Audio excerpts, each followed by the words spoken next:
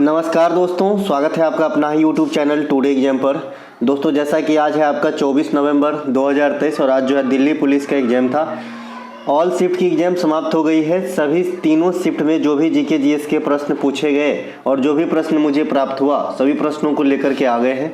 दोस्तों जैसा कि आप जानते हैं मैं आपको एक्स्ट्रा फैक्ट के साथ पढ़ाऊंगा जो आने वाले समय में हूबहू आपको एग्जाम में दिखेंगे क्वेश्चन। तो एक एक क्वेश्चन को देखिएगा, सुनिएगा जिनको भी एग्जाम देना है। चलिए शुरू करते हैं आज का ये वीडियो। ये पीडीएफ आपको हमारे टेलीग्राम चैनल और व्हाट्सएप ग्रुप दोनों जगह अवेलेबल है। पहला जो प्रश्न है, निम्नलिखित में से कौन सा नृत्य मिजोरम की फसलों से संबंधित नृत्य है। देखिए चचपार कूट 2-3 दिन पहले ही पढ़ाए हम। ये चचपार कूट है, ये चापचर कूट बोलते हैं इसे। ये मिजोरम में फसल से संबंधित नृत्य है। खास करके मक्का की फसल की जब बुआई होती है तो उस समय ये नृत्य किया जाता है। चचपार कूट त्यौहार के समय फसल बोई जाती है। मैंने यहाँ पे मक्का को इंक्लूड नहीं किया, फिर भी समझिए।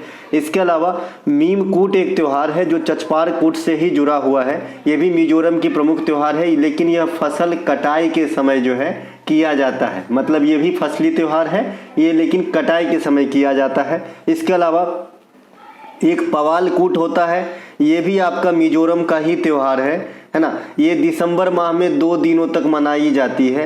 ये भी फसली त्यौहार है आपका, कौन सा, पवाल कूट। तो इसे भी ध्यान रखेंगे। इसके अलावा झारखंड में जो फसलों से संबंधित इंपॉर्टेंट त्योहारों में है ये रोहिणी है। ये कई दफ़ा पूछे गए हैं तो आप इसे ध्यान रखेंगे। बाद बाकी झारखंड में सरहुल फेस्टिवल को भी काफ़ी पूछा जाता है ना। सरहुल फेस्टिवल को भी पूछा जाता है, लेकिन फसली वाला रोहिणी पूछा जाता है। उड़ीसा में नौखाई त्यौहार, ये भी फसल से संबंधित है। इसके अलावा जो मकर संक्रांति के अवसर पर हम इंडिया के अलग अलग पार्ट में अलग अलग नाम से इन त्यौहार को जानते हैं, जैसे उत्तरायण, मकर बिलक्कू, पोंगल। तो ये सभी के सभी जो है आपके फसल से संबंधित त्योहार ही हैं, तो इन्हें भी ध्यान रखेंगे। चलते हैं आगे। अगला एक प्रश्न पूछा गया था कि संविधान में अनुच्छेद 39A को किस संवैधानिक संशोधन के द्वारा जोड़ा गया था। तो ये आया था आपका 42वां संविधान संशोधन 1976 के द्वारा। ऐसे ही इसे लघु संविधान नहीं कहा जाता है, इसमें बहुत सारे चीज हुए थे। संसद के कार्यकाल में उलट पलट हुआ था, मौलिक कर्तव्य जोड़ा गया था, अखंडता, धर्मनिरपेक्षता, समाजवादी शब्द जोड़े गए थे, है ना। इसके अलावा जो मौलिक कर्तव्य है ये कौन से समिति पे जोड़े गए थे, तो आप कहोगे स्वर्ण सिंह समिति पे। अगर आपसे कोई पूछे कि स्वर्ण सिंह समिति के अनुसार कितने प्रकार के मौलिक कर्तव्यों को सुझाए गए थे, सुनिएगा, सुझाए गए थे, तो बोलिएगा 8, ठीक है। और 1976 में कितने प्रकार के मौलिक कर्तव्य को जोड़े गए थे, 10। और वर्तमान में कितने हैं, 11। यह 3 सिलेबी में बनेगा, है ना, कि भाई जो स्वर्ण सिंह समिति थे उनके अनुसार कितने प्रकार के मौलिक कर्तव्यों को ऐड किया जाना चाहिए था, तो 8, लेकिन किए कितने गए, 10। अभी कितने हैं, 11, ठीक है।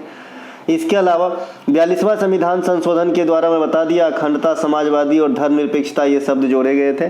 42वां संविधान संशोधन की मौलिक कर्तव्य के सुझाव स्वर्ण सिंह समिति ही दिए थे।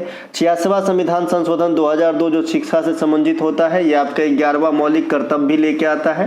साथ ही साथ आपका मौलिक अधिकार भी बनता है, जिसे आर्टिकल 21 के ए में रखे जाते हैं, और 6 से 14 वर्ष तक के बच्चों के लिए निःशुल्क शिक्षा का प्रावधान करता है, ठीक है भाई। इसके अलावा हरित क्रांति के बारे में आपको गलत कथन को चुनना था, इस प्रकार के प्रश्न देखने को मिले। देखिए हरित क्रांति के बारे में सब कुछ बता दिया है, अगर आपने अच्छे से सुना होगा तो जरूर गलत कथन को छांट दिए होंगे। भाई हरित क्रांति की शुरुआत 1960 में होती है, लेकिन इंडिया में नहीं, इंडिया में आई थी 1967 में। हालांकि इस पर विचार विमर्श पहले ही हुआ था। मैंने आपको प्रधानमंत्री को रिलेट करके बता दिया था कि विचार विमर्श जो हरित क्रांति के बारे में बातें चीतें हुई ये सबसे पहले शास्त्री जी के समय में हुआ, लेकिन उसके बाद जो आया आगमन हुआ 1967 में पंजाब के अंदर, तो ये इंदिरा गांधी के समय हुआ था। तो दोनों बातें अपनी जगह अलग अलग हैं। इनके अलावा हरित क्रांति के जनक विश्व स्तर पे कौन है, तो डॉक्टर नॉर्मन बोरलॉग है। और भारत स्तर पे कौन है, तो MS स्वामीनाथन साहब है। इसके अलावा हरित क्रांति का मुख्य मोटो क्या था, खाद्यान्न की पैदावार को बढ़ाना। कैसे, तो उन्नत किस्म के बीज खाद का इस्तेमाल करके। HYV का फुल फॉर्म भी आपको इसी एग्जाम में पूछा है। इसका हाई यील्डिंग वेराइटी होता है, ये बीज के संकर नस्ल है, जिसकी खोज के लिए नोबेल पुरस्कार मिले थे किनको, नॉर्मन बोरलॉग को, खोज के लिए नहीं, डेवलप करने के लिए। इसके अलावा हरित क्रांति के जो सबसे अधिक असर है ये आपके गेहूं पे पड़ा है, तो ये ध्यान रखेंगे। और मैंने कहा था मैक्सिकन गेहूं पे सबसे ज़्यादा, ठीक है भाई। अगला प्रश्न था कि किसे हिंदू मुस्लिम का एकता का दूत कहा जाता था। तो आज़ादी के समय या फिर भारतीय स्वतंत्रता संग्राम में सरोजनी नायडू को हिंदू मुस्लिम एकता का दूत कहा गया है। ये जो आपका उपनाम है या उपाधि है, ये आपका मोहम्मद अली जिन्ना के द्वारा दिया गया था। तो ये ध्यान रखेंगे। बाद में चल के सरोजनी नायडू स्वतंत्रता संग्राम के दौरान 1925 में कांग्रेस की अध्यक्षता संभालती है, जो इस प्रकार प्रथम भारतीय महिला जो कांग्रेस की अध्यक्षता संभाली थी। हालांकि 1917 में आपने एनी बेसेंट को जानते हैं कि कांग्रेस की अध्यक्षता को संभाली थी, लेकिन एनी बेसेंट पूर्णतः भारतीय नहीं थी, ये आयरिश महिला थी। इसीलिए यह पूर्णतः भारतीय होने का जो गौरव है ये सरोजनी नायडू के पास है। साथ ही साथ जब देश आज़ाद हुआ तो प्रथम महिला राज्यपाल का जो पद है ये भी सरोजनी नायडू के खेमे में गया, उत्तर प्रदेश का। ठीक है। और प्रथम महिला मुख्यमंत्री सुचेता कृपालिनी, ये भी आपका उत्तर प्रदेश में ही बनी थी। तो दोनों राज्यपाल महिला और मुख्यमंत्री महिला उत्तर प्रदेश में ही पहली बार आई थी। इसके अलावा इस प्रश्न से मिलता जुलता आपका आयरन लेडी पूछता है। मैंने कल या परसों बताया था, आयरन लेडी जो है इंदिरा गांधी को कहा जाता है, और आयरन पुरुष पूछा जाता है इंडिया में तो सरदार वल्लभ भाई पटेल का कहा जाता है। देखिए 23 तारीख का एनालिसिस मैं नहीं कराया हूँ, क्वेश्चन सारे मेरे पास है, टाइम की थोड़ी पाबंद है, मैं सवेरे तक करा दूंगा। मेरे हिसाब से सारे क्वेश्चन बच्चे भेज दिए हैं 23 तारीख को। इसमें एक राष्ट्रीय एकता दिवस भी मैंने देखा है कि बच्चे लिख रखे हैं, तो राष्ट्रीय एकता दिवस बता दिए थे 31 अक्टूबर को मनाया जाता है। अभी राष्ट्रीय एकता दिवस हम लोग सेलिब्रेट किए हैं सरदार वल्लभ भाई पटेल के जन्मदिन पे। और जो भी राजनेता है जिनके जन्मदिन पे कोई ना कोई त्यौहार मतलब डे सेलिब्रेट किए जाते हैं, तो मैंने आपको सभी बता दिया है। चाहे तो सुशासन दिवस हो अटल बिहारी वाजपेयी साहब के जन्मदिन पे 25 दिसंबर को, पराक्रम दिवस हो 23 जनवरी नेताजी के जन्मदिन पे, एकता दिवस हो 31 अक्टूबर सरदार वल्लभ भाई पटेल के जन्मदिन पे, और भी बहुत सारे जो है दिवस हैं। जैसे 23 दिसंबर चौधरी चरण सिंह के जन्मदिन पे किसान दिवस मनाते हैं, 29 अगस्त को मेजर ध्यानचंद के जन्मदिन पे हम राष्ट्रीय खेल दिवस मनाते हैं, 12 जनवरी को युवा दिवस मनाते हैं विवेकानंद साहब के जन्मदिन पे। तो ये सब कुछ एक बात है। इनके अलावा सरोजनी नायडू को बता ही दिए कि महिला राज्यपाल बनी थी। इसके अलावा मुस्लिम लीग ने पाकिस्तान की मांग कब करी थी, तो आप कहोगे जी 1940 में करे थे। मुस्लिम लीग ने सीधी कार्यवाही दिवस 16 अगस्त 1946 को मनाया था। मुस्लिम लीग की स्थापना 1906 में आगा खां और सलीमुल्लाह खां के द्वारा किया जाता है। यही अपना स्टाइल है दादा। आप कहोगे कि इसमें मुस्लिम लीग की बात कहाँ से आ गई, बात तो सरोजनी नायडू से उठी थी। तो भाई उपाधि दिया था ना जिन्ना, और जिन्ना मुस्लिम लीग से जुड़े हुए थे, तो मैंने मुस्लिम लीग को डिस्क्राइब किया है। ठीक है। पढ़ने का यही तरीका आपको होना चाहिए। पता नहीं आप जो भूगोल पढ़ रहे हो तो भूगोल से आप हिस्ट्री में भी जा सकते हो, मेरे पास अगर पढ़ोगे तो। और आपको जो है मतलब ये नहीं होना चाहिए कि यार कहाँ से कहाँ ले जा रहे हैं, बस पढ़ते जाइए। कंटेंट वही दूंगा जो एग्जाम में आएगा, कोई भी फालतू की जो है बात नहीं करेंगे हम। इसके अलावा विटामिन B1 की कमी से कौन सी रोग होती है, तो बेरी होती है। आज से नहीं 2 साल पहले, कितने साल पहले बताएं, पता नहीं मुझे भी। इसके अलावा विटामिन A को रेटिनॉल कहते हैं, और ये काफ़ी कॉमन क्वेश्चन है, ये सब तो आप पूछा भी नहीं जाना चाहिए, पता नहीं इस एग्जाम में क्यों पूछ रहा है। विटामिन A को रेटिनॉल कहते हैं। इसके कमी से आँख की बीमारी जो भी ग्लूकोमा, ट्रकोमा, जीरोप्थेल्मिया, मोतियाबिंद, रतौंधी जो भी होता है आँख की बीमारी होता है। मैंने आपको बताया था कि विटामिन A से परिपूर्ण एक राइस है जिसका नाम है गोल्डन राइस, है ना। ये विटामिन A के लिए अच्छा है, यानी कि आँख के लिए अच्छा है। गाजर वगैरह भी होते हैं। विटामिन B2 को राइबोफ्लोविन कहते हैं, विटामिन B6 को फेरोडॉक्सिन कहते हैं, विटामिन B12 को साइनोकोबाल्मिन कहते हैं। इसी साइनोकोबाल्मिन में कोबाल्ट धातु की उपस्थिति पाई जाती है, जो अलग से क्वेश्चन आपसे पूछता है। विटामिन C को एस्कॉर्बिक एसिड कहते हैं। इसके कमी से स्कर्वी रोग होते हैं तथा त्वचा संबंधित रोग भी होती हैं, झुर्रियाँ आने लगती है, बाल पकने लगती है। सभी प्रकार के सिट्रस फल विटामिन C का एक अच्छा स्रोत है, आंवला वगैरह, है ना। आंवला वगैरह सिट्रस फल जो है अच्छा स्रोत होता है। इसके अलावा विटामिन D को कैल्सीफेरॉल कहते हैं। सूरज की प्रकाश अच्छा स्रोत है। मैंने आपको कहा था कि जो वसा में घुलनशील विटामिन है ये आपका AED है, जल में घुलनशील विटामिन BC है, और शरीर में जो संश्लेषित हो सकता है जो विटामिन, ये है विटामिन D। तो ये अपवाद है, विटामिन मुख्य रूप से शरीर में नहीं पाए जाते हैं, हमें बाहर से इंटेक करना पड़ता है भोजन के माध्यम से। लेकिन विटामिन D का संश्लेषण शरीर में संभव है, ध्यान रखिएगा। विटामिन K के कमी के कारण ब्लड क्लॉट नहीं होते, रक्त का थक्का नहीं जमता है। रक्त का थक्का जमने में प्रोथ्रोम्बिन, प्लेटलेट्स और आपका विटामिन K भी भाग लेते हैं, जैसे कि मैंने बताया था। इसके अलावा विटामिन E को टोकोफेरॉल कहते हैं। इसके कमी से जो है जनन क्षमता जो होती है उसमें कमी आती है, इसे ध्यान रखेंगे। इसके अलावा विश्व का सबसे लंबा संविधान किस देश में है जो लिखित रूप से है? मैंने आपको भारतीय संविधान का प्रकृति भी बता के रखे हैं पहले से, क्योंकि मुझे पता है कि क्वेश्चन जब लो आ रहे हैं तो ऐसे ही क्वेश्चन को सिलेक्ट करेगा। तो ये भारत है भाई। भारत के संविधान की स्वभाव कैसा है? जो हमारा संविधान है ये कैसा है स्वभाव में? तो आंशिक रूप से कठोर है और आंशिक रूप से लचीला है, यानी पूर्णतः न तो कठोर है न तो पूर्णतः लचीला है, मीडियम है। इसके अलावा संविधान 26 नवंबर 1949 को बनके तैयार हुआ था, अंगीकार किया गया था। इसके अलावा 26 जनवरी 1950 को लागू करा गया था। संविधान जो लागू हुआ था ये 26 जनवरी 1950 को हुआ था। कैबिनेट मिशन जो भारत आए थे, ये भारत में भावी संवैधानिक ढांचे को तैयार करने के उद्देश्य से ही आए थे। इसमें 3 सदस्य होते हैं, अलेक्जेंडर फ्लेमिंग, क्रिप्स और आपका ये भी अलेक्जेंडर। इसके अलावा प्रारूप समिति में कितने सदस्य थे? तो 7 सदस्य थे 1+6 के रेशियो में, जिसमें एक अध्यक्ष होते थे। वो कौन थे? डॉक्टर भीमराव अम्बेडकर। भारतीय संविधान में सर्वाधिक तथ्यों को कहाँ से लिया गया है? तो भारत सरकार अधिनियम 1919 में लिया गया है। ठीक है। इसके अलावा एक प्रश्न आपसे जूडो मैच शुरू करने से संबंधित एक प्रश्न आया है, प्रश्न क्लियर नहीं है ना। जूडो मैच शुरू करते समय देखिए अलग अलग देशों में अलग अलग भाषा में रेफरी कुछ बोलता है। ठीक है, हो सकता है कि यहाँ से प्रश्न आया हो, तो बताइएगा कि क्या था ये प्रश्न। इसके अलावा जूडो से और कुछ है। अभी अभी मैंने एक आपका सुशीला देवी करके बताया था जो जूडो से संबंधित है, उसे ज़रूर ध्यान रखिएगा, है ना। सुशीला देवी को मैंने बताया था कि भाई ये जूडो से संबंधित है, इसको जरूर ध्यान रखिएगा, सुशीला देवी को। इसके अलावा माय एक्सपेरिमेंट विथ ट्रुथ के लेखक कौन है? ये महात्मा गांधी है ना। ये किताब न जाने कितने साल बाद मैं बताया होऊंगा आपको, ये महात्मा गांधी से जुड़ी हुई है। महात्मा गांधी की जो अन्य प्रमुख पुस्तक है मैं एक्सपेरिमेंट विथ ट्रुथ है, नवजीवन, यंग इंडिया, इंडियन ओपिनियन, हरिजन इत्यादि सभी के सभी जो हैं महात्मा गांधी की पुस्तकों में से हैं। महात्मा गांधी जब अफ्रीका से लौटे थे 1915 में लौटे थे, है ना। यहाँ पे ये ईस्वी नहीं लिखा है कि कब लौटे थे, तो 1915 में, और गए थे आपका 1893 में। ठीक है, तो जब लौटे थे तो सबसे पहले चंपारण सत्याग्रह किए 1917 में, जो भारत में गांधी जी की वापसी के बाद पहला सत्याग्रह था। 1920 में असहयोग आंदोलन, 1930 में दांडी मार्च और 1942 में भारत छोड़ो आंदोलन चलाए थे। भारत छोड़ो आंदोलन में ही गांधी जी ने डू और डाई का नारा दिया था, इनमें जो है। इसके अलावा 1930 में दांडी मार्च को तरोताज़ा करने के लिए आज़ादी का अमृत महोत्सव हम लोग मनाए थे गुजरात के साबरमती आश्रम से। इसके अलावा 1920 का असहयोग आंदोलन, इसमें भारत के सभी समुदाय का जो है बेजोड़ सहयोग मिला था, चाहे तो कोई भी समुदाय के लोग हों। इनके अलावा महात्मा गांधी के राजनीतिक गुरु कौन थे? तो गोपाल कृष्ण गोखले साहब थे, ध्यान दीजिएगा। भारत छोड़ो आंदोलन के दौरान महात्मा गांधी को कहाँ रखा गया था? तो पुणे स्थित आगा खां पैलेस में रखा गया था। तो ये बात भी आपको ध्यान रखना है। इसके अलावा भारत के संविधान में संघात्मक व्यवस्था जो है कहाँ से लिया गया है?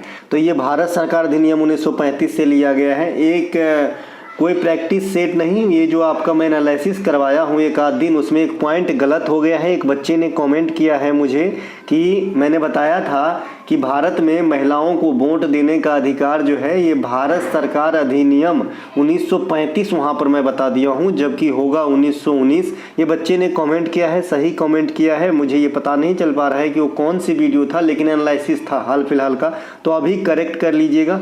इसके अलावा भारत में सांप्रदायिक चुनाव होता है 1909 में, इसे मॉडले मिंटो रिफॉर्म कहा जाता है। मॉन्टेग्यू चेम्सफोर्ड 1919 में होता है। इसके काल में बहुत सारे चीज़, रॉलेट एक्ट, जलियांवाला बाग, ये सब होता है। भारत सरकार अधिनियम 1935 के तहत बर्मा को अलग किया गया था, ये मेन पॉइंट है 1935 वाला का। इसके अलावा भारत में जो संघात्मक व्यवस्था है ये भारत सरकार अधिनियम 1935 की ही देन है। फिर भी अगर आपसे पूछे कि केंद्र मतलब मजबूती के साथ जो है संघ की व्यवस्था किस देश से लिया गया है, तो कनाडा मारिएगा, ठीक है भाई। लेकिन संघात्मक व्यवस्था की जो बात है ना, यहीं से लिया गया है 1935 से। इसके अलावा एक क्वेश्चन पूछा गया, उत्तर भारत में मंदिर के चोटी के ऊपरी हिस्से को क्या कहते हैं? इनडायरेक्टली क्वेश्चन आपसे पूछ रहा है कि नागर शैली में बने हुए मंदिर जो होते हैं उसके ऊपरी भाग को क्या कहते हैं? तो अमलका कहते हैं। और दक्षिण भारत में जो मंदिर होते हैं उसके ऊपरी भाग को कैपस्टोन कहा जाता है। आप लोग बताइएगा कि ऑप्शन में था कि नहीं। इसी प्रकार से उस स्तूप के ऊपरी भाग को हर्निका या छत्र कहते हैं। दक्षिण भारत में जो मंदिर बनी होती है द्रविड़ शैली की होती है, उत्तर भारत में नागर शैली की होती है। ध्यान रखेंगे, द्रविड़ शैली में बनाई गई मंदिर की एक और विशेषता है गोपुरम, और गोपुरम क्या होता है? एक लंबा गलियारा होता है। इसके अलावा ज्वालामुखी क्रिया के फलस्वरूप तापमान के कारण किस चट्टान का निर्माण होता है? तो आग्नेयी चट्टान का निर्माण होता है। मैंने ये आपको समझा के भी बताया है, क्रस्ट मेंटल क्रोड के साथ इसको भी बताया था। मैंने आपको बताया है कि भाई जब पृथ्वी पे ज्वालामुखी क्रिया होती है तो ज्वालामुखी क्रिया में पृथ्वी के नीचे जो द्रवीभूत मैग्मा है, जो सैल होती है, जो पत्थरों का लिक्विड वाला गर्म फॉर्म होता है, जब ये पृथ्वी फट के बाहर आता है ज्वालामुखी क्रिया में, तो जब ये ऊपर आता है तो इसे ही हम लावा कहते हैं। और ये जब कठोर स्थिति में आ जाते हैं तो ऐसे चट्टान को हम आग्नेयी चट्टान कहते हैं। और जब ये आग्नेयी चट्टान का क्षरण होता है तो हमारे पास जो है ब्लैक सोइल का निर्माण होता है। इसके अलावा ज्वालामुखी पदार्थ से जो निकलती है, जब तक जो पदार्थ पृथ्वी के नीचे है तो इसे मैग्मा, जैसे ही ऊपर आता है इसे लावा कहते हैं। यहाँ से भी अधिक बार क्वेश्चन पूछे गए हैं, जैसे आप समझते होंगे कि जहाँ से भूकंप की उत्पत्ति होती है उसे फोकस कहा जाता है, लेकिन जहाँ पर भूकंप की झटका पहली बार पृथ्वी पर महसूस होता है उसे अधिकेंद्र कहा जाता है। ठीक है भाई, तो इसे भी ध्यान रखेंगे। इसके अलावा राष्ट्रीय नृत्य शिरोमणि पुरस्कार 2022 से किसे सम्मानित किया गया था? लगातार किया गया था इसे अपर्णा सतीशन को। एमटीएस के प्रैक्टिस सेट वाली क्लास में हमने पढ़ा रखा है। भारत के लिए पहली बार ग्रैमी अवार्ड प्राप्त करने वाली महिला तन्वी शाह, जय हो पिक्चर के लिए, इसे भी ध्यान रखेंगे।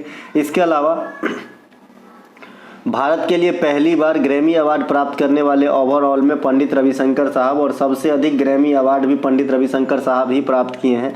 इसके अलावा भारत में पहली बार रेमन मैग्सेसे पुरस्कार आचार्य विनोबा भावे को दिया गया था। और महिलाओं में पहली बार रेमन मैग्सेसे पुरस्कार एम सुब्बा लक्ष्मी, जो कर्नाटक संगीत की महारानी है, इन्हें दिया गया था। आज इनसे भी क्वेश्चन पूछे गए हैं कि इनको भारत रत्न कब दिया गया है। तो क्वेश्चन की लेवल की बात करेंगे तो लो टू मॉडरेट है। और जो बच्चे बोल रहे हैं कि लेवल बढ़ रहा है हमारे लिए, तो ये बच्चा जो मतलब हमसे सिर्फ जुड़ा होगा ना और 10% भी ध्यान देते होंगे तो सारे के सारे कर ले जाएंगे, कोई दिक्कत नहीं है।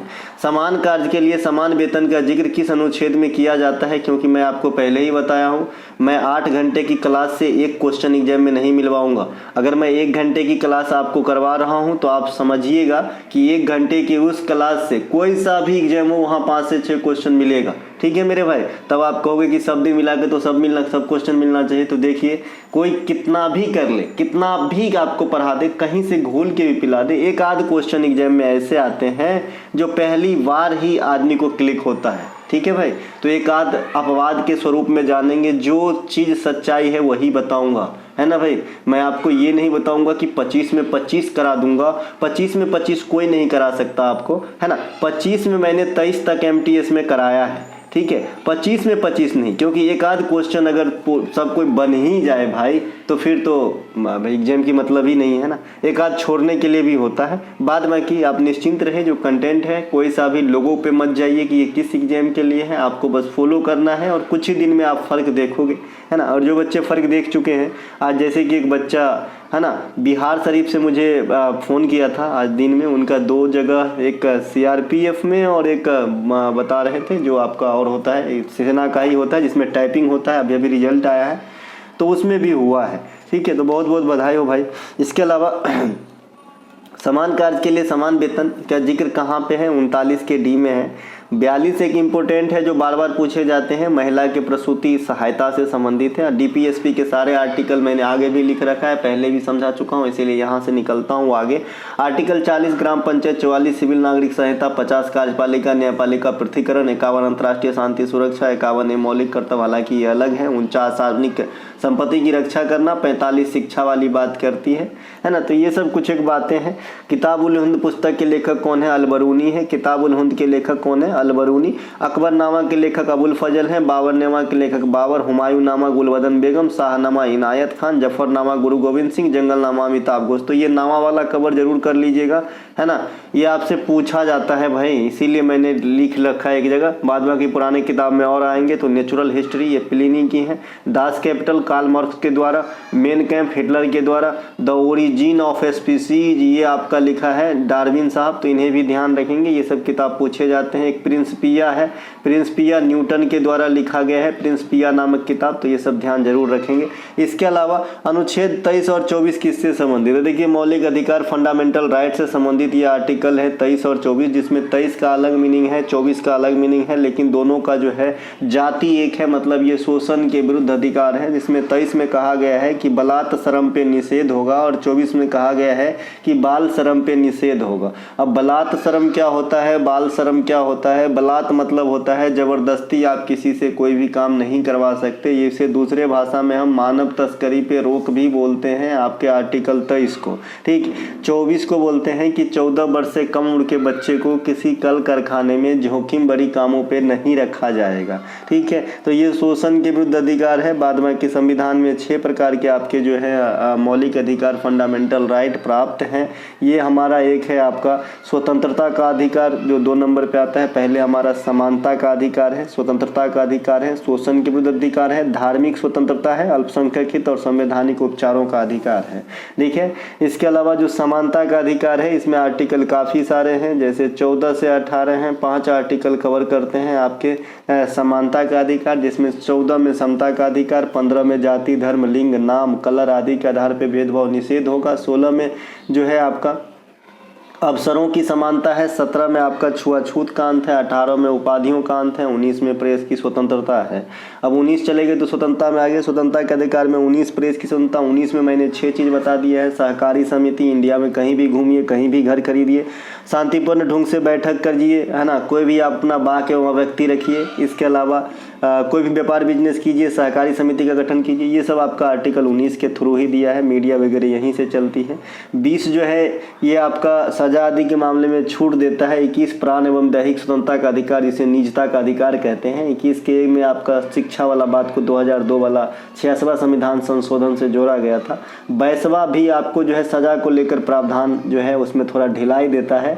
23 जो है अभी आपने देखा बलात् श्रम पे रोक है, 24 भी आपने देखा है ना कि बाल श्रम पे रोक है, 25 से 28 धार्मिक स्वतंत्रता है, 29-30 अल्पसंख्यक हित है और 32 जो है संवैधानिक उपचारों का अधिकार है। तो ये हमारा संविधान का मौलिक जो अधिकार है इसकी आपका विश्लेषण था। इसके अलावा खेलो इंडिया स्कूल गेम्स का पहला संस्करण कब आयोजित किया गया था? तो 2018 में खेलो इंडिया स्कूल गेम के नाम से, बाद में 2019 में जो है इसे रिप्लेस करके स्कूल शब्द को यूथ में चेंज कर दिया गया और दूसरी बार जब हुआ तो यूथ गेम के नाम से हुआ।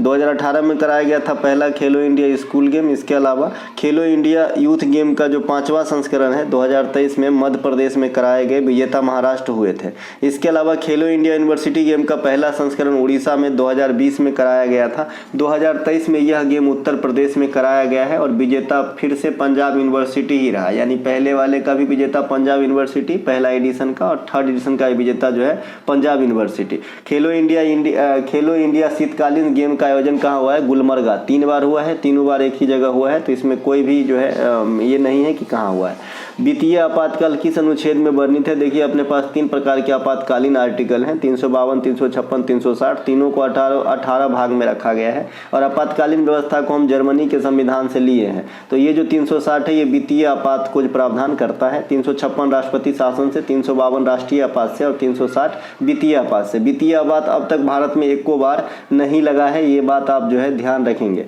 इसके अलावा पहली बार ग्रामीण बैंक की स्थापना जो है कब किया गया था? देखिए ग्रामीण बैंक की स्थापना 1975 में किया गया था। ये सब कोई क्वेश्चन है, पता नहीं कितने हजार बार बताए हैं। मैंने तो ये भी बताया है कि जो ग्रामीण बैंक किस किस राज्य में लागू नहीं होता, तो गोवा और सिक्किम में नहीं होता। यहाँ पे आपको इस पॉइंट में दिख रहा है कि ग्रामीण बैंक जो है गोवा और सिक्किम में कार्यरत नहीं है। बांग्लादेश ग्रामीण बैंक के फाउंडर मोहम्मद यूनिस है। ये क्वेश्चन मैं क्यों रखा हूँ? क्योंकि ये क्वेश्चन पूछा जाता है। मोहम्मद यूनिस कोई आम आदमी नहीं है, नोबेल पुरस्कार विजेता है और जो आप स्वयं सहायता समूह देख रहे हैं कहीं ना कहीं इसी के विचार से प्रेरित है।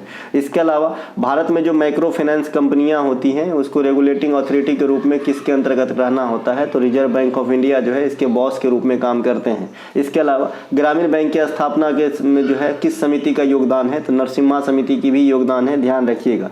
भारत में नियंत्रक एवं महालेखा परीक्षक की वेतन किस पे निर्धारित है? तो भारत के संचित निधि पर। देखिए अधिकांश जो बड़े बड़े की पोस्ट हैं उनके वेतन जो है भारत के संचित निधि पर ही भारित है। आप एक मोटे मोटे तौर पे अपने माथा में रख लीजिएगा, ठीक है। ये सब चोंचले हैं, अलग अलग नाम देके पूछेंगे, लेकिन मैंने देखे हैं कि बहुत ज़्यादा जो भी की पोस्ट हैं सबकी जो वेतन है भत्ता है ये संचित निधि पे ही भारित होते हैं। इसके अलावा अलावा नियंत्रक एवं महालेखा परीक्षक की नियुक्ति जो है अनुच्छेद 148 के अनुसार कौन करते हैं? प्रेसिडेंट करते हैं। वर्तमान में कौन है? गिरीश चंद्र मुर्मू 14वें नंबर का है। इसके अलावा मैंने आपको बताया आर्टिकल 149 क्या कहता है कि जो नियंत्रक एवं महालेखा परीक्षक जो कैग है, जो controller and auditor general of India है, इसकी शक्ति के बारे में आपको जानकारी मुहैया कराएगा। आज आपसे JB कृपालिनी की आत्मकथा का नाम पूछा है, माय टाइम्स जो है इनकी आत्मकथा हो जाएंगे। तो नेतागण के जो आत्मकथा है उन पर थोड़ा सा ध्यान रखिएगा। नेतागण के जो किताब है ये आपका जो है एग्जाम में आ रहा है, ठीक है। तो माय एक्सपेरिमेंट विथ ट्रूथ जो है ये महात्मा गांधी का है। Discovery of India Jawaharlal Nehru का। माय ट्रूथ इंदिरा गांधी का।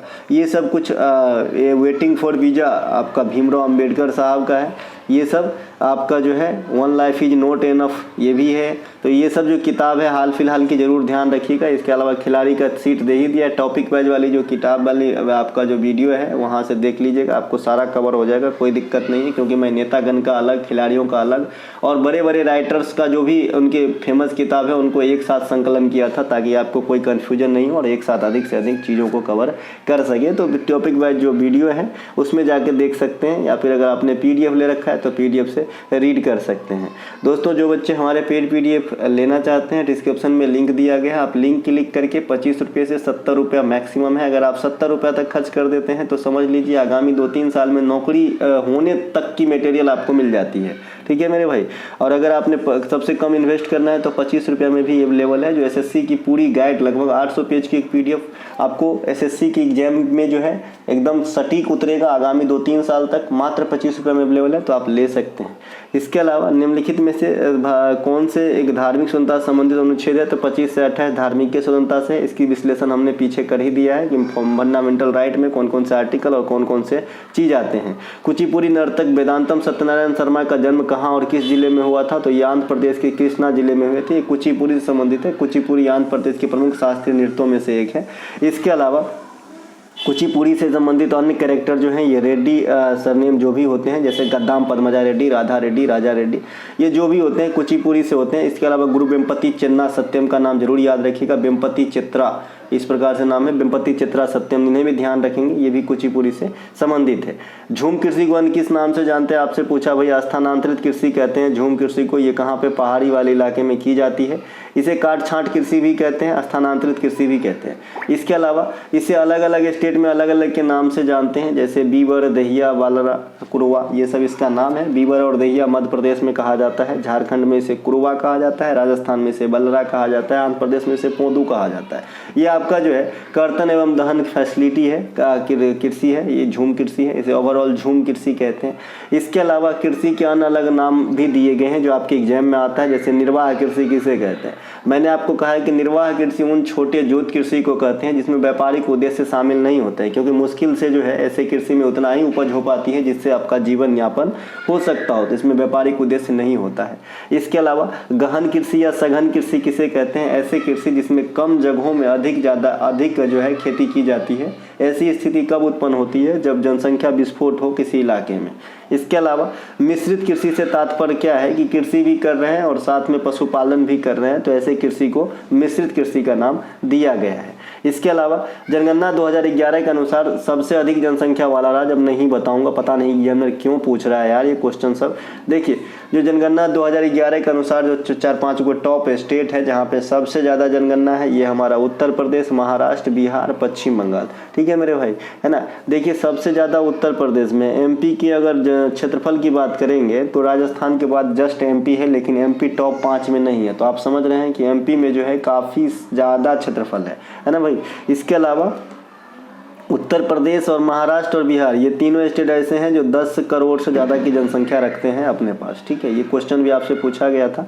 सबसे कम जनसंख्या की बात करेंगे तो सिक्किम, दूसरा सर्वाधिक कम मिजोरम का है ना। इसके अलावा रेल बजट को आम बजट में कब जोड़ा गया? मुझे पता था कि ये क्वेश्चन जरूर पूछा जाएगा, क्योंकि इसमें थोड़ी सी कन्फ्यूजन मामला है, क्योंकि बहुत सारे बच्चे 2016 जानते हैं, जबकि 2016 के अधिनियम में यह सिर्फ फैसला लिया गया था और पहली बार जो है यह बजट 2017 ईस्वी में जब पेश किया गया था। अगर वित्तीय ईयर में ऑप्शन दिया गया है तो 2017-18 होगा, ठीक है, क्योंकि आप जानते हैं हमारा एक वित्तीय ईयर जो है अगले साल के 31 मार्च तक चलेगा। हमारे यहाँ में जो बीती हम लोग जो जी रहे हैं 2023-24 में जी रहे हैं, 2023-24 फाइनेंशियल ईयर में जी रहे हैं, ठीक। तो रेल बजट को आम बजट से 1924 में अलग किया गया था, और जो अलग किया गया था, एक सेकेंड, जो अलग किया गया था ये एक वर्थ समिति के अनुसार किया गया था। किसके? एक वर्थ समिति के अनुसार 1924 में। 2016 में अधिनियम के तहत 2017 में फिर से कंबाइंड बजट पेश किया गया था, ठीक है।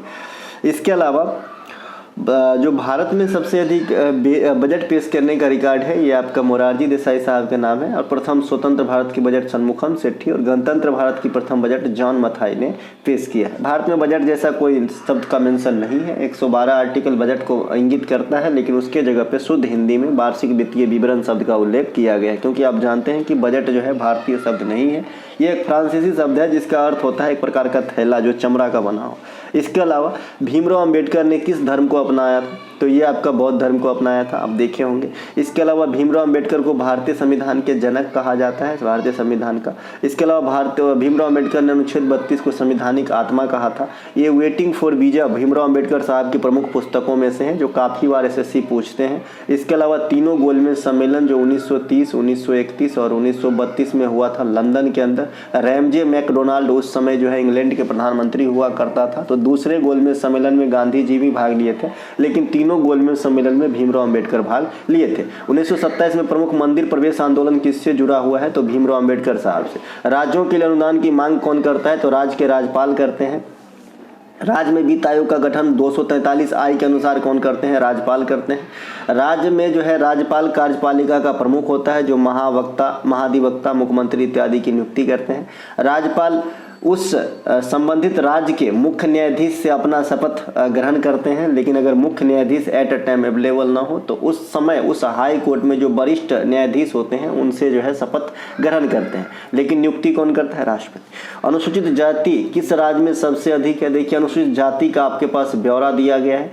सबसे अधिक उत्तर प्रदेश में अनुसूचित जाति है, ठीक है, और सबसे कम अनुसूचित जाति जो है मिजोरम में है, ठीक है मेरे भाई। नागालैंड वगैरह में सबसे कम नगन, ठीक है, सबसे कम जो हाँ है वो मिजोरम है, सबसे अधिक उत्तर प्रदेश में अनुसूचित जाति है, ठीक है। लेकिन अगर परसेंटेज के हिसाब से बात करेंगे ये तादाद के हिसाब से है। तादाद आप समझ रहे हैं ना कि 100 जनसंख्या है, उसमें मान लीजिए कि 50 गो जो है आपका क्या है अनुसूचित SC है, ठीक है, तो ये तादाद समझा रहा हूँ।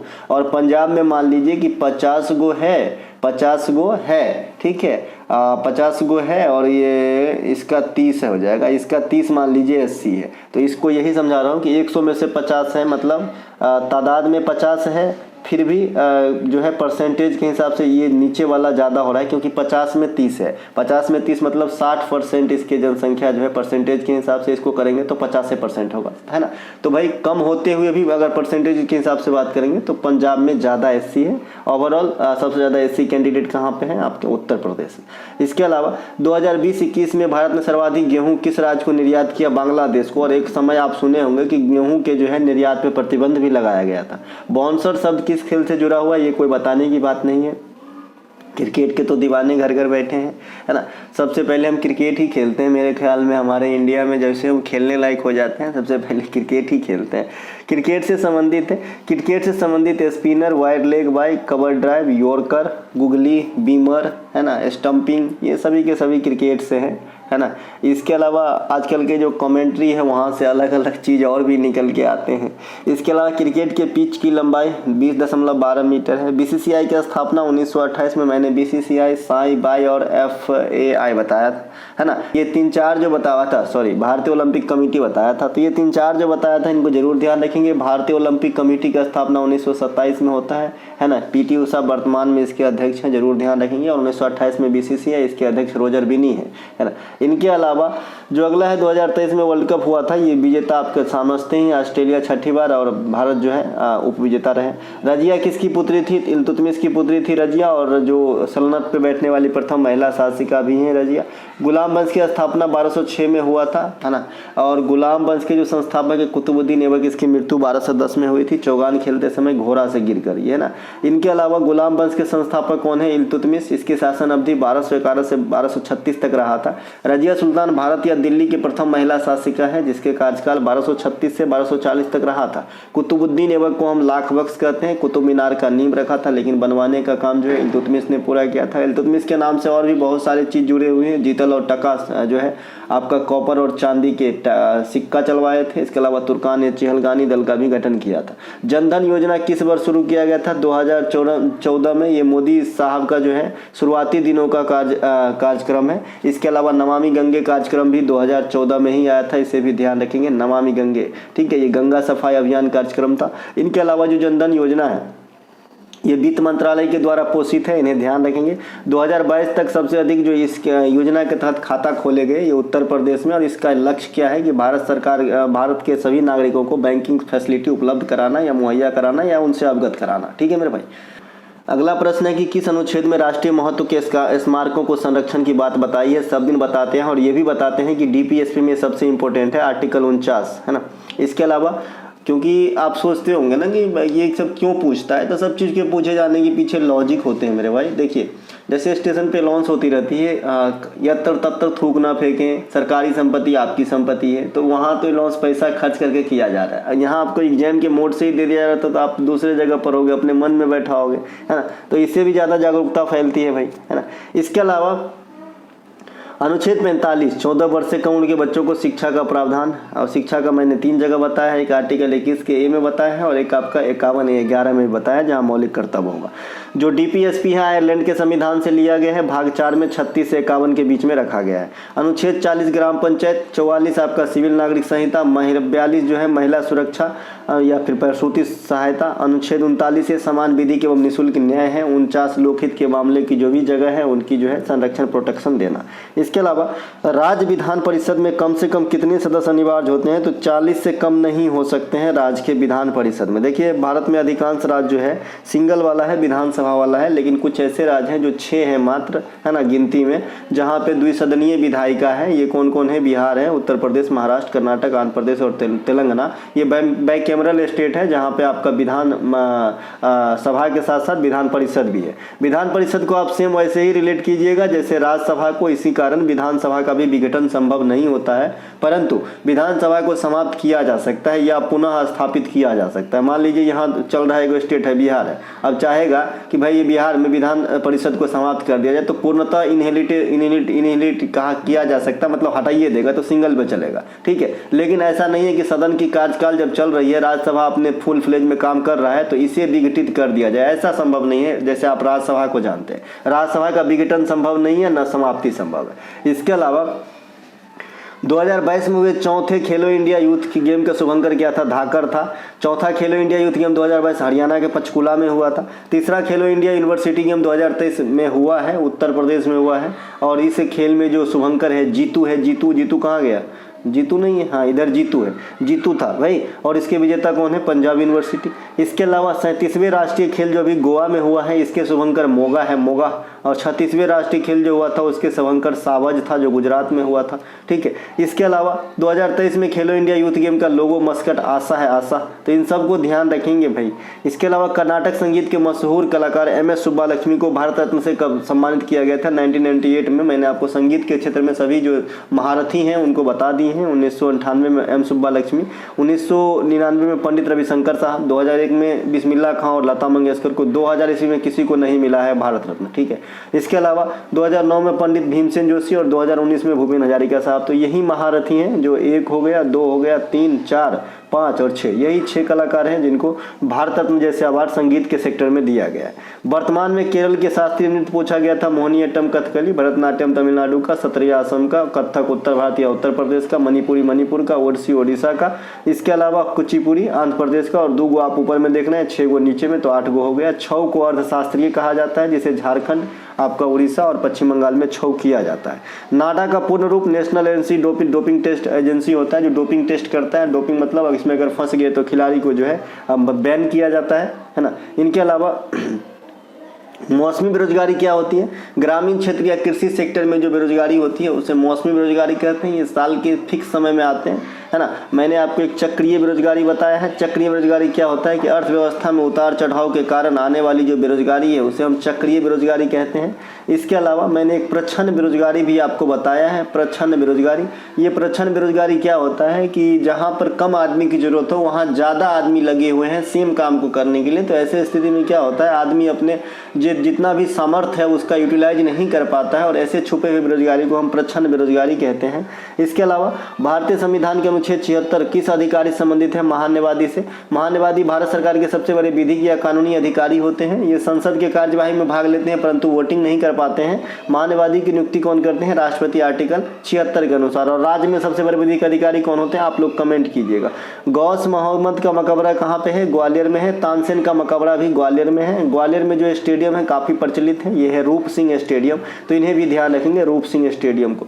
इसके अलावा भारतीय मुद्रा का पहली बार अवमूल्यन कब किया गया? देखिए, भारतीय मुद्रा का 3 टाइम अवमूल्यन हुआ है। सबसे पहले अवमूल्यन मतलब क्या होता है कि जानबूझ के अपनी मुद्रा की वैल्यू को घटा देना। जैसे अभी मान लीजिए कि आपका ये $1 है, $1 का अभी 82-83 रुपया है मान लीजिए, है ना। तो अभी हम अपने मुद्रा का अवमूल्यन कर देंगे तो इसी सेम डॉलर का वैल्यू हो जाएगा 85 रुपया, ठीक है। तो मतलब अपने मुद्रा की वैल्यू घटा दिए, ठीक है।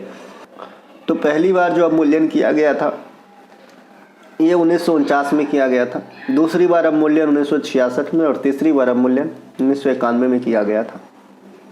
अवमूल्यन निर्यात को बढ़ावा देता है। मैंने बताया था कि भाई अवमूल्यन निर्यात को किस प्रकार से बढ़ावा देता है। मान लीजिए कि भाई हमारे यहाँ जो है पानी के उदाहरण देते हैं। हमारे यहाँ पानी अच्छा है, पीने वाला काफ़ी अवेलेबल है। हालांकि अगर ऐसे ही रवैया रहे तो बहुत दिन तक नहीं रहेगी, ये हम सभी जानते हैं। तो मान लीजिए सऊदी अरब हमसे पानी खरीदना चाहता है, तो अभी जो उनका एक जो मुद्रा है ना, तो इसमें हम मान लीजिए कि 80 रुपये की पानी हम उसको देते हैं। अगर हम इसका मूल्यन कर दे तो 85 हो जाएगा, तो उसके एक के जो मुद्रा है उसमें 85 रुपये का सामान मिल जाएगा। तो ये चाहेगा कि इस समय हम ज़्यादा से ज़्यादा खरीदी कर ले, इसीलिए निर्यात को बढ़ावा देना हो जाता है आपका कहाँ का अवमूल्यन के परिणाम स्वरूप, ठीक है मेरे भाई, ध्यान रखें। इसके अलावा आयुष्मान भारत योजना किससे संबंधित है? सभी जानते हैं, स्वास्थ्य से। और एक मिशन इंद्रधनुष है जो टीकाकरण से संबंधित है। इनको जब भी पूछा सिर्फ संबंधित ही पूछता है, ठीक है। इसके अलावा सबसे कम जनसंख्या सिक्किम के हैं, ये अब तो बताना ही व्यर्थ है। सिक्किम में तीनों फॉर्मेट में सबसे कम जनसंख्या है, चाहे तो शहरी, ग्रामीण और या फिर ओवरऑल। इसके अलावा शोभना नारायण का संबंध किससे? कथक से, पहले भी पूछा जा चुका है। कथक उत्तर भारत या उत्तर प्रदेश के प्रमुख शास्त्रीय नृत्य है। बिरजू महाराज सरनेम जो है, और सितारा देवी मैंने आपको बताया कि कथक से संबंधित है। बाद बाकी नया कलाकार में आस्थाना, नालनी कमालनी, कमुदनी लखिया, ये सभी संबंधित है। तो दोस्तों ये थे आज के मतलब आए हुए सभी शिफ्टों में क्वेश्चन। अगर आपको अच्छा लगे तो शेयर कीजिएगा। मिलेंगे हम अगले वीडियो में। जय हिंद दोस्तों।